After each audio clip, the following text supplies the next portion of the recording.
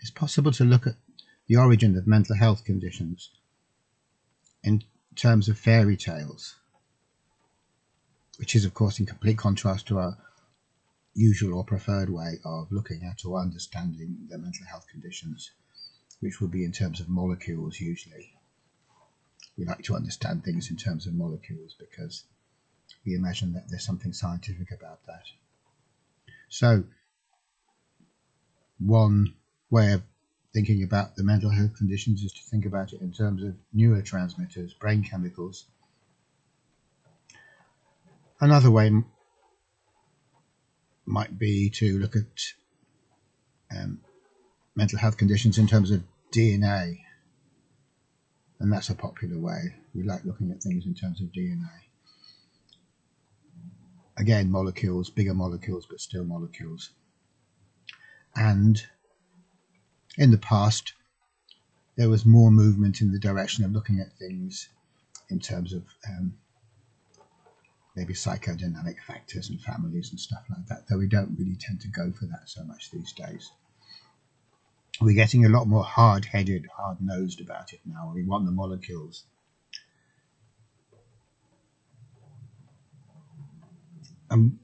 This is because this is what seems scientific to us.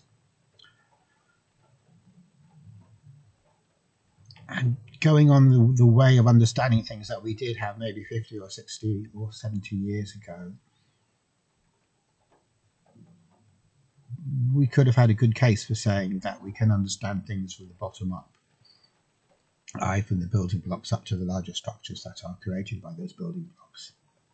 Science has moved on since then, really ever since the 1980s. And since we started being aware of complexity theory and chaos theory, which completely overshadows the old deterministic way of looking at how, the old bottom-up way of looking at how things work, not just human beings, all things. And I suppose this is a really big paradigm shift, as they say. You couldn't get a bigger paradigm shift than going from bottom up to top down. So bottom up means we look at the building blocks and we extrapolate or understand what's going to happen on the basis of these building blocks as if they are the fundamental element, and there's nothing new appears on the scene no matter how much we study it, because everything can be understood in terms of the fundamental elements. The top-down approach is entirely different, of course, and this is really based on the principle of emergence. And what the principle of emergence is basically saying is that things are more complex than we might have thought. So the building blocks themselves don't contain the key, but when they have an interaction, new information can appear via this interaction, which is what Stuart Kauffman called order for free. Information just comes out of the universe via emergence. It wasn't programmed into it. Now we might think, oh, that can't be. It doesn't make any sense at all. And it doesn't make sense when you're looking at things in a bottom-up way. But it makes a lot of sense when we look at it in a different way. And science has moved on. Science does look at it in a different way. And if someone were to say, there can't be any such thing as a complex structure which is created without coding for it in the first place, where the information just comes out of thin air or blue sky, we'd only have to look at the Mandelbrot set, the so-called most complex mathematical object in the universe. So it's plenty complex, plenty of complexity there, no end of it in fact.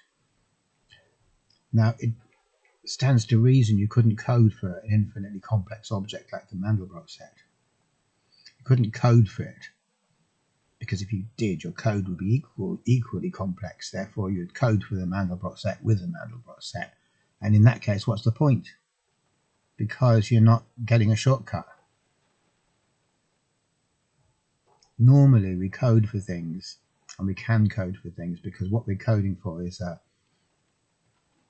combination or repetition of the basic elements of our code. And there can be such a thing as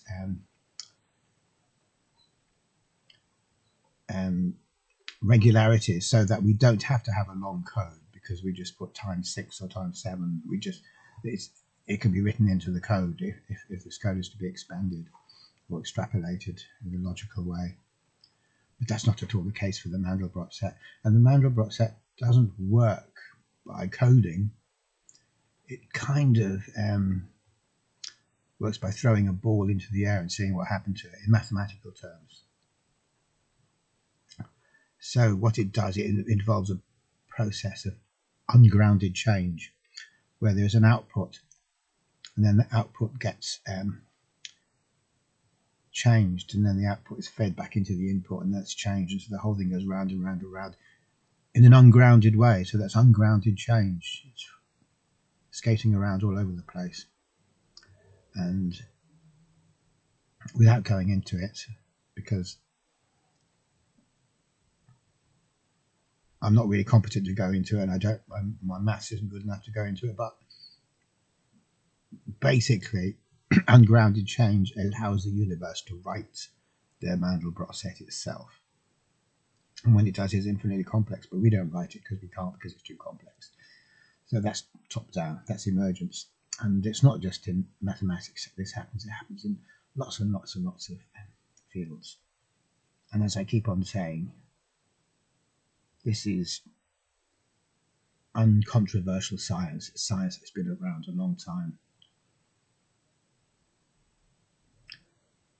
So all of this, bringing it back to mental health, just goes to show that our ways of wanting to understand what's happening in the mental health conditions by somehow thinking it can be worked out purely in terms of molecules is pretty lame.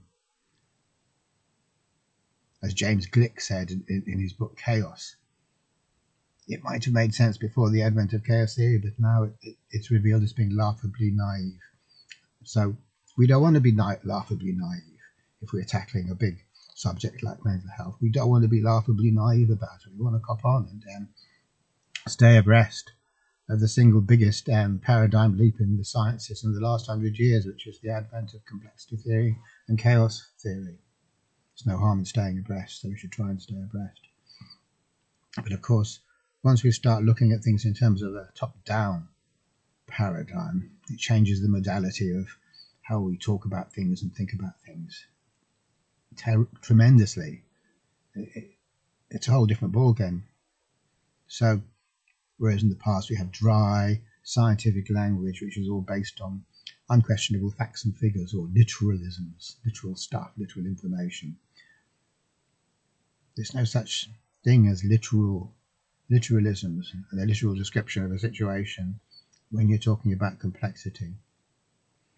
There are no literal truths, because if it was all a matter of literal truths, it wouldn't be complex. It would be simplex. It would be a one-level description. It would be what it says on the label. So what it says on the tin is what's in the tin. That's the kind of way we normally think of things. What's in the category of thought is what it says. A dog is a dog, a cat is a cat, an umbrella stand is an umbrella stand. But that's all different when we look at complexity, because there are no literal descriptions of anything.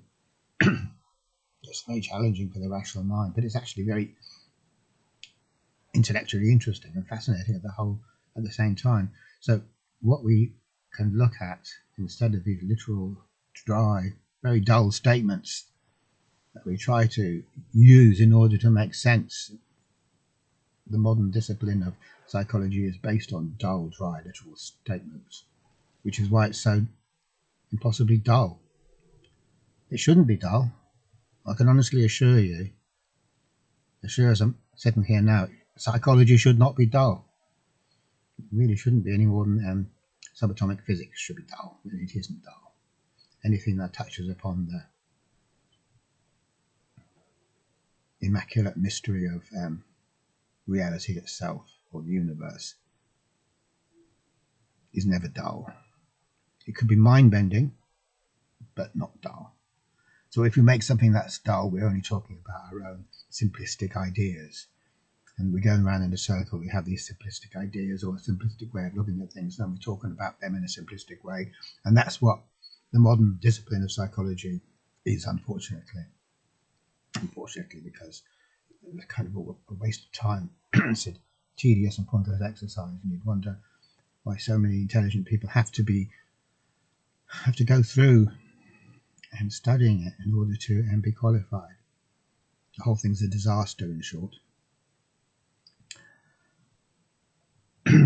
So instead of going on any more about how psychology has been going down the wrong road and it's got caught in a dead end,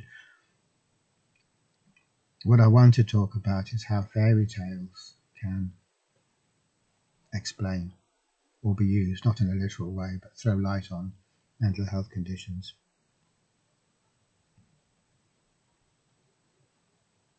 And in doing this, really, I'm taking a leaf out of Joseph Campbell's book. So it's not new, it's just unfashionable in our current, apparently scientific, black and white, literal thinking era, because we're no longer as sophisticated and we're no longer thinking about things in the way that Joseph Campbell did. We've gone down a different road, as I just said.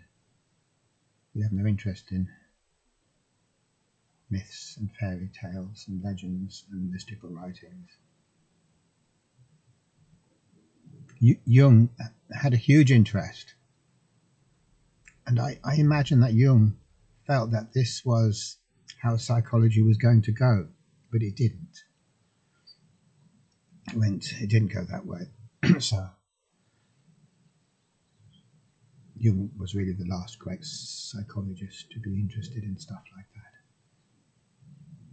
that. So in a way, to say what I'm saying, that the mental health conditions can be thought about in relation to fairy tales and myths is only saying what both Joseph Campbell and Jung are saying.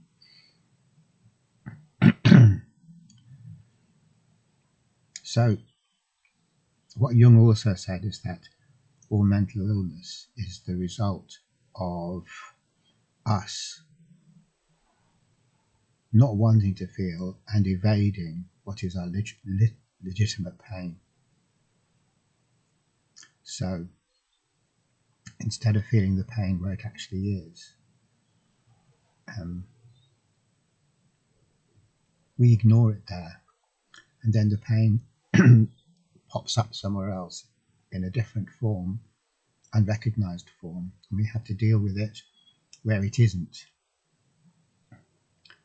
And it's not that we choose to deal with the pain, it's that the pain now demands it. The pain actually comes upon us in a way that we can't recognize, and it's compulsive.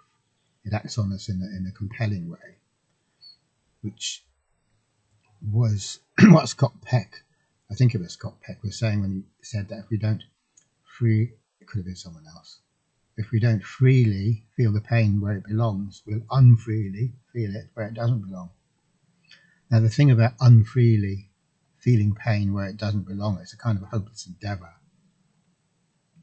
Because if we're feeling the pain where it doesn't belong, no matter what we try to do to cope with that pain or get rid of it, it's a waste of time, because it's not really the original.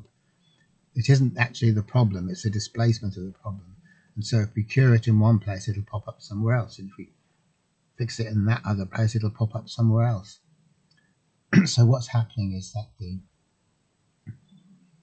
the pain is being hung on lots of different things, like a coat can be hung on this hanger or that hanger. And if we try and sort it out in one location, it'll merely pop up in another one in a slightly different form.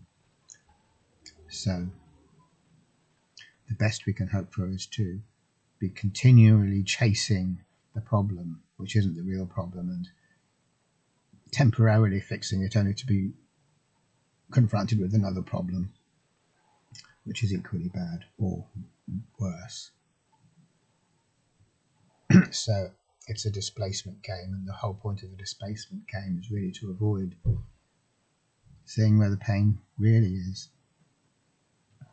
So it could quite reasonably be said that our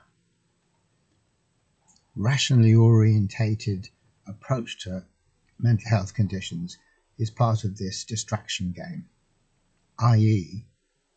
the point of our rationally orientated efforts in mental health is not really, if the truth be known, which it never is, to genuinely help the situation, but to continually and endlessly distract ourselves from the true nature of our pain. That's our collective endeavour. So wagging a finger at molecules and saying, aha, it's the molecule's fault, naughty molecule, we'll have to do something about it. We can get new molecules, or we can re-engineer the DNA, and then maybe that'll work. Is really nothing else but a series of red herrings to go chasing after. That's the name of the game, as I keep on saying it. It's not the truth we're interested in, but a way of continually avoiding seeing the truth. Because we're not really lovers of the truth. So a lover of the truth is a philosopher, which is the original origin of the word lover of knowledge, or lover of the truth, something like that. But we're not philosophical. We're not burning to know the truth, whatever the truth is, even if it's very, very challenging for us. We most certainly aren't. We've got our way of looking at things, and we're determined to find the answer within that way. And we're determined not to ever question whether that way is the right way or the wrong way. So then the question arises, why are we so averse to seeing what the original pain is about? And so in attempting to answer that question, we can move on from what Jung said about the origin of mental illness as being due to our avoidance of legitimate pain, to suggest that this legitimate pain that we don't want to look at is because none of us are who we really are, and to spend our lives acting on the basis of who we really aren't, a false notion of ourselves, in denial of who we really are, is pain. To be alienated from one's true self is the most essential form of pain, and that is exactly the type of pain that shows itself in lots of different ways in the neurotic mental health conditions. Okay, thanks for watching.